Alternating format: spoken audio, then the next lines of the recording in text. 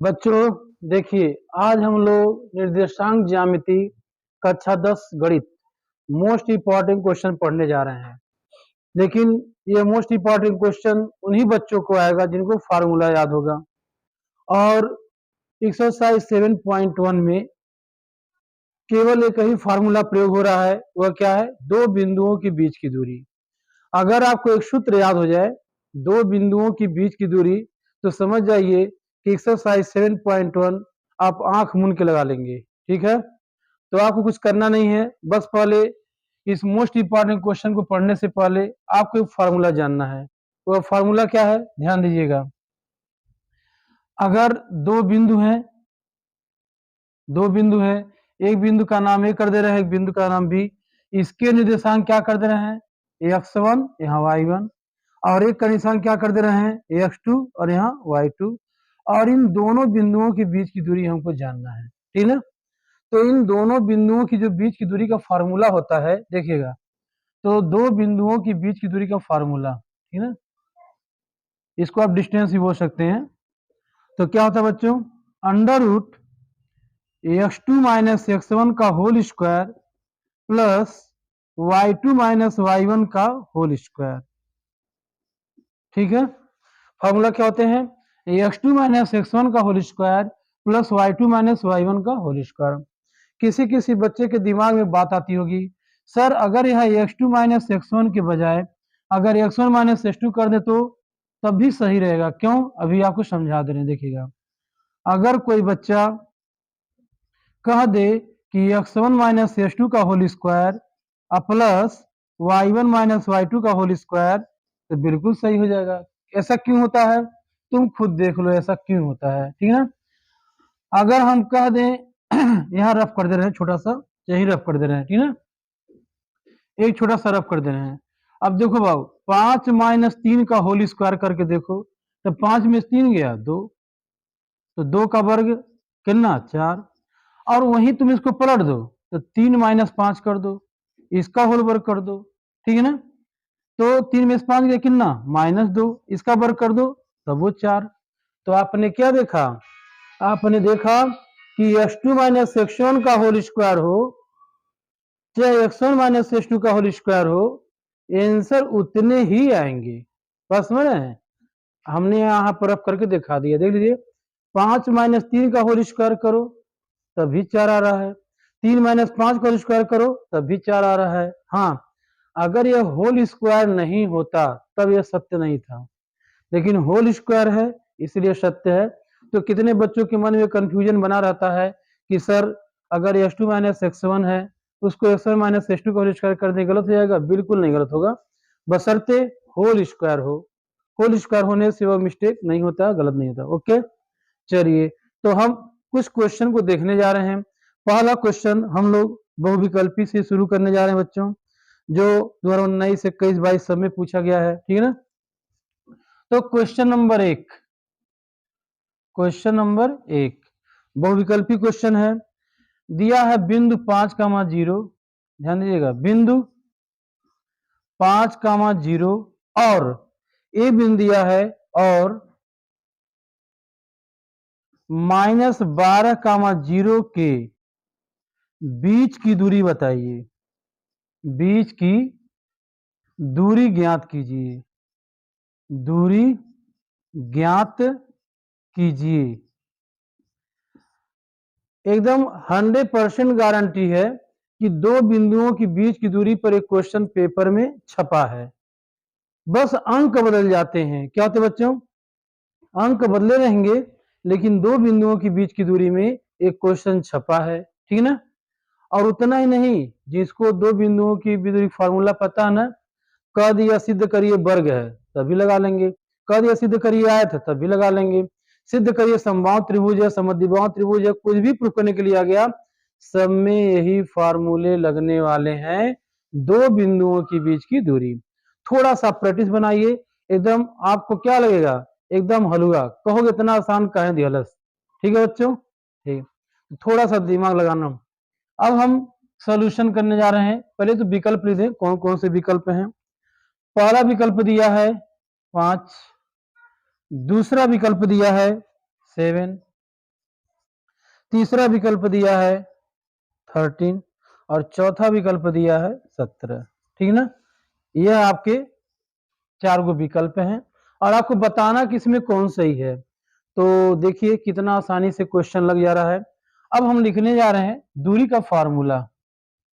तो दूरी का फार्मूला ऊपर लिखा ही है, यहाँ पे लिखा हुआ, फिर क्या लिखें। तो क्या करना आपको, पहले में से पहला घटाना, दूसरे में से दूसरा घटाना है। ठीक है ना, तो x2 माइनस x1, देखो x1 y1 x2 y2, तो सूत्र लिखा हुआ ही है। तो 12 माइनस 5 का होल स्क्वायर प्लस 0 माइनस 0 का होल स्क्वायर।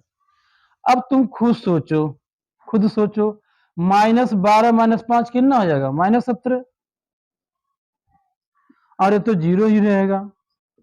अब ध्यान दो बाबू, 17 का वर्ग 289 और 0 का वर्ग 0, कोई मतलब नहीं है।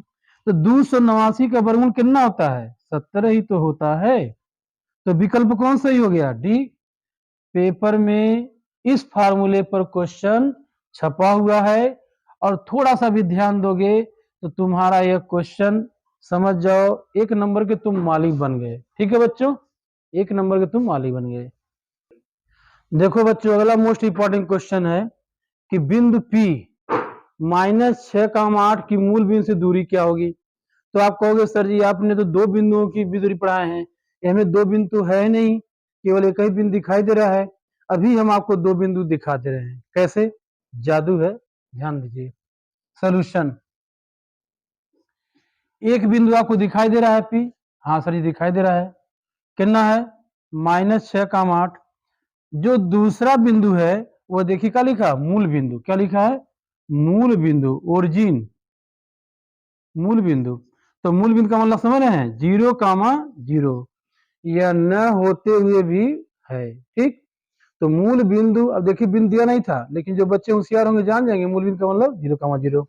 अब देखिए आपको दिखाई दिया नहीं, 2 बिंदु दिखाई दिया। अब 2 बिंदुओं के बीच की दूरी के फार्मूले में अब क्या करेंगे, रख देंगे। तो d बराबर √x2 माइनस x1 का whole square plus y2 minus y1 का होल स्क्वायर। इसी फार्मूले में आप क्या करिए, रख दीजिए। अगर किसी कारणवश आपको फार्मूला नहीं याद आ रहा है तो तुम फार्मूला लिखो मत करो, पहला में से पहला घटाओ और दूसरा बिंदु में से दूसरा बिंदु घटाओ, एकदम गलती होगा नहीं करेगा। मान लो दुर्भाग्यवश तुम परीक्षा में फार्मूला भूल गए, बहुविकल्पी चेक करना है आपको, फार्मूला लिखो मत करो, पहला में से पहला घटा के होल स्क्वायर, दूसरा में से दूसरा, उतना ही आंसर आता है। ठीक ना, चलिए तो हम वैल्यू पुट कर दें, 0 माइनस माइनस तो प्लस हो जाएगा, और होल स्क्वायर है प्लस रहे चाहे माइनस रहे आएगा वही। y2 माइनस y1 0 माइनस 8 का होल स्क्वायर। अब यहाँ देख लो बच्चों, 6 का वर्ग 36, 8 का वर्ग 64, तो यह 36 हो गया, 64 कितना हो जाएगा, 100। 100 का स्क्वायर कितना हो जाएगा, 10। विकल्प में चेक कर लीजिए, विकल्प में चेक करिए तो कौन सा ऑप्शन सही हो रहा है बच्चों, सी। क्या तनिको कठिन लगा, सर बिल्कुल नहीं, तो नोट करिए। बच्चों ध्यान दीजिए, अगर ऐसा क्वेश्चन एग्जाम में आ जाए कि एक बिंदु दिया हो -3, 4, इसकी एक से दूरी बताइए, ठीक ना, तो यह कैसे हम कहेंगे कि इसकी से दूरी क्या होगी। अब यहाँ 2 बिंदुओं की बीच दूरी सूत्र में लगा दीजिएगा, क्यों, हमसे पूछा x से दूरी। ठीक है बच्चों, तो ध्यान दीजिए, एक आप ट्रिक सीख जाओ, अगर हमसे x की दूरी पूछा है तो तुम y का मान लिख दो, अगर y की दूरी पूछा है तो x का मान लिख दो। ठीक ना, एक तुम ट्रिक समझ जाओ, और तुम समझ भी सकते हो कि इसका जवाब कैसे होगा, लेकिन फिर भी हम एक टेक्निक बता दें। ठीक ना, टेक्निक क्या है, ध्यान देना। अगर हम इसका टेक्निक जानने का प्रयास करें, x अक्ष से दूरी पूछे, x अक्ष से क्या पूछ रहा है, दूरी पूछ रहा है, तो आप किसका मान लिखोगे, जो y की वैल्यू है, तो x से दूरी किसकी वैल्यू लिखेंगे, y की। तो बच्चों कितना हो जाएगा आंसर, 4 हो जाएगा, क्या हो जाएगा, 4। लेकिन अगर हमसे यही y से पूछा होता, किसे, ये तो क्वेश्चन में है नहीं, इस समय कौन सही हो जाएगा, यह सही हो जाएगा। परंतु अगर यही हमसे कहा होता कि y से दूरी बताइए,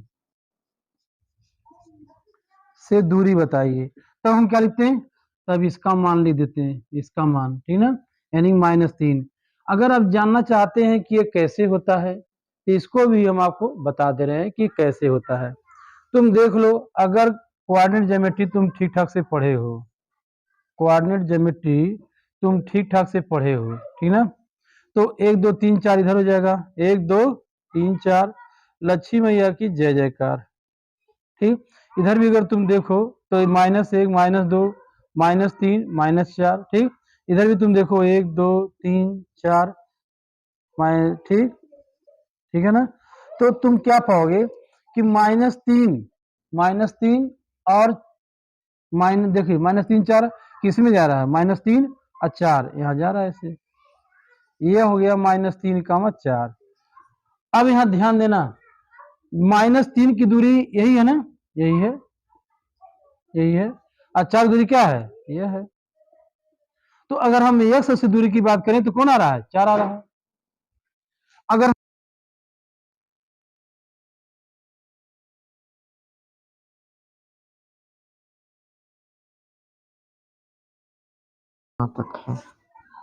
तो ध्यान दीजिए, आपने क्या देखा कि यह आपका y अक्ष है और ये आपका x अक्ष है, तो x से दूरी कहाँ पहुंच रहा है, 4 वाला पहुंच रहा है, देखिए 4 वाला। और y से दूरी की बात करें तो यह जा रहा है, देखिए ये वाला जा रहा है, क्योंकि जितना यहाँ होगा उतना नहीं होगा, और ये से दूरी की बात करेगा तो जितना यहाँ होगा उतना यहाँ होगा, ठीक ना। तो इसीलिए हमने बोला है कि x से दूरी कितना हो जाएगा, 4 हो जा रहा है, y दूरी कितना हो जा रहा है, -3 हो जा रहा है। और अगर आपको थोड़ा सा भी दिमाग लगाना है एग्जाम के लिए तो बस ये समझ जाना है, अगर x से पूछा है, x का मान होता है, y का मान होता है। अगर x से पूछा है तो y का मान लिख दिया करो, अगर y से पूछा है तो x का वाला मान लिख दिया करो। ओके ओके, अब अगला क्वेश्चन देखिए बच्चों। देखो बच्चों, यह भी एक अच्छा सा क्वेश्चन है कि -2, 6 और -2, 10 को मिलाने वाले रेखाखंड का मध्य बिंदु। तो मध्य बिंदु का पहले फार्मूला जान जाओ कि मध्य बिंदु का फार्मूला क्या होता है, तब आप इसको लगा पाओगे। तो यह भी एक अच्छा सा क्वेश्चन बहुविकल्पी में माना सकता है, इसको अलग से भी पूछ सकता है कि what is the middle point of 2 point, ठीक ना। तो पहले हम फार्मूला लिख दे क्या होता है, ठीक ना। तो ध्यान दीजिएगा, मध्य बिंदु का जो फार्मूला होता है बच्चों, मध्य बिंदु का जो फार्मूला होता है वो क्या होता है, x1 plus x2 by 2 comma y1 plus y2 by 2, ठीक ना। यह मध्य बिंदु का फार्मूला है। अब x1 कौन है, -2, तो यहाँ पर -2 और यो -2 बाई 2 कामा y1 तो 6 प्लस 10 बाई 2, तो यहाँ कितना हो गया, -4/2 और ये कितना हो गया, 16/2, ठीक है। अब तुम क्या करोगे, इसको काट दो, तो 2 दूनी 4, तो -2 और 2 8 16 8। तो देख लो कौन सा आंसर सही हो रहा है, ए नहीं, बी नहीं, सी। ऑप्शन नंबर सी आपका सही है। ये भी एक अच्छा सा क्वेश्चन है। अब हम लोग बहुविकल्पी में जितने इंपॉर्टेंट थे लगभग लगभग पढ़ लिए, ठीक ना। अब हम लोग बड़े प्रश्नों की ओर देखते हैं कि बड़ा प्रश्न कौन इंपॉर्टेंट है। ओके ओके बच्चों, देखिए बड़े क्वेश्चनों में जो एनसीईआरटी की एग्जाम्पल नंबर 1 है, एग्जाम्पल 2 है और एग्जाम्पल नंबर 4 5, खाली इसमें एक एग्जाम्पल इंपॉर्टेंट नहीं है, वो एग्जाम्पल नंबर 3 है। बाकी इसमें जो चारों एग्जाम्पल हैं वह मोस्ट इंपॉर्टेंट है, और उनमें से एक क्वेश्चन आपका हर साल एग्जाम में आता ही रहता है, इसलिए आप एग्जाम्पल को विशेष ध्यान दीजिएगा, ठीक ना। और कहा भी किया गया है क्या, example for examination and exercise for practice. Example बिल्कुल नहीं छोड़ना चाहिए, एग्जाम्पल एनसीईआरटी का मोस्ट इंपॉर्टेंट माना जाता है, चाहे यूपी बोर्ड का बच्चा हो चाहे सीबीएसई बोर्ड का बच्चा हो, एग्जाम्पल मोस्ट होते हैं एनसीईआरटी के, ठीक है। तो आप लोग कैसे इसको लगाएंगे, कैसे पढ़ेंगे, इसको देखें। पहले क्या है, एग्जाम्पल नंबर 1, ठीक है, तो इसको ध्यान देंगे। एग्जाम्पल 1 क्या है, लिखा हुआ है कि बिंदु बिंदु 3,2 बिंदु -2, -3 और 2,3 और 2,3 एक त्रिभुज बनाते हैं, एक त्रिभुज बनाते हैं, ठीक है। लिखा है 3,2 -2, -3 और 2,3 क्या एक त्रिभुज बनाते हैं। और फिर उसमें पूछा है किस प्रकार के बनाते हैं, यह किस प्रकार के त्रिभुज बनाते हैं, यह किस प्रकार के त्रिभुज बनाते हैं, त्रिभुज बनाते हैं। ठीक है बच्चों, कह रहा है कि यह किस प्रकार के त्रिभुज बनाते हैं। तो बात को समझिएगा, अगर आपको दो बिंदुओं के बीच की दूरी का सूत्र पता है तो यह एकदम आसान है, और अगर वह नहीं पता है, डिस्टेंस बिटवीन 2 पॉइंट, दो बिंदु की दूरी सूत्र है, तो आपको कभी पूछेगा किस प्रकार का त्रिभुज है, कभी पूछेगा सिद्ध कीजिए वर्ग है, कभी कहेगा सिद्ध कीजिए आयत है। और एक क्वेश्चन अगर माल पेपर उठा के देखिए तो हर साल पूछा है, कभी पूछा है सिद्ध कीजिए आयत है, सिद्ध कीजिए वर्ग है, सिद्ध कीजिए समबाहु त्रिभुज है। तो वह सब के सब इसी पर डिपेंड है, ठीक है ना। अगर एक आप इस तरह क्वेश्चन पढ़ लेते हैं तो समझ जाइए आपका काम बिल्कुल आसान हो जाएगा। हम हल्का सा हिंट कर दे रहे हैं, देखिएगा इसको। सॉल्यूशन, ठीक है। पहला काम एक ट्रायंगल एक इमेज कर लो, क्योंकि ट्रायंगल की बात किया है, त्रिभुज की बात किया, तो हम इसको इमेज कर लेते हैं। और नाम देते हैं ABC, ABC नाम दे दिए। तुम ABC कहीं लिख सकते हो, कोई नुकसान नहीं है, ठीक है ना। अब एक बिंदु क्या है, 3,2 है, एक क्या है -2, -3 है, एक क्या है 2,3 है। अब तुम खुद समझो, अगर हमको समबाहु प्रूफ करना, मतलब तीनों भुजा बराबर आ जाए तो क्या हो जाएगा समबाहु, अगर दो भुजा बराबर आ गया तो समद्विबाहु, और अगर एक को नहीं बराबर आया तो विषमबाहु। क्लियर बच्चों, एकदम क्लियर है। तो ऐसा क्वेश्चन पेपर में आ सकते हैं कि केवल आपको दूरी का फार्मूला पता हो, और नहीं भी पता होता कोई टेक्निक बताए थे, अभी उसी टेक्निक से आपको बता देंगे। आप आसानी से क्या कर सकते हैं, इसको लगा सकते हैं। कैसे, पहले तुम ए बी निकालो, क्या निकालो बच्चों, ए बी। अगर किसी बच्चे को सूत्र नहीं याद है x2 - x1 का होल स्क्वायर, y2 - y1, तो क्या करेगा वो, ध्यान देना, पहला बिंदु में से इसका पहला बिंदु घटा दो, इसका दूसरा बिंदु में से इसका दूसरा बिंदु तुम क्या करो, घटा दो। नहीं याद है तब वो काम बन गया, ठीक है ना। तो ध्यान देना, तुम 3 और ये देखो -2, क्या हो जाएगा, प्लस का होल स्क्वायर। आप इधर देख लो, यहाँ 2 और यहाँ -3, तो क्या हो जाएगा, +3, ठीक है। तो यहाँ कितना हो जाएगा, 3 2 5, 5 का वर्ग, ये देख लो कितना, 5 का वर्ग, तो 5 5 25, यो भी कितना 25, 25 25 50। तुम 50 का वर्गमूल निकाल लो या वहीं छोड़ दो, ठीक है, कोई नुकसान नहीं होने वाला है। अब हमने ए बी निकाला, अब पहुंचे किस पर, बीसी पे, ठीक है ना। किस पे पहुंचे, बीसी पे पहुंच जाइए। तो फिर वही कहानी, एक राजा था एक रानी, क्या कहानी है, पहला में से पहला पॉइंट घटा दो, दूसरा में से दूसरा पॉइंट घटा दो, ठीक है। तो -2 पहला दूसरा का, यो -2 का स्क्वायर। फिर देख लो यहाँ पे -3, यो -3 का स्क्वायर, स्क्वायर।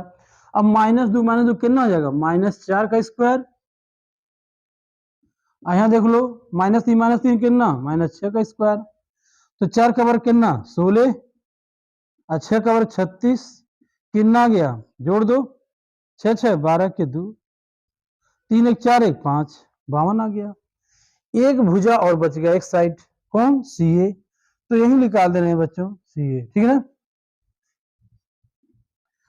इसके लिए भी वही काम करना है, क्या, पहला बिंदु में से पहला बिंदु घटा दो, ठीक है ना। तो 2 में से क्या घटा दो, 3 घटा दो,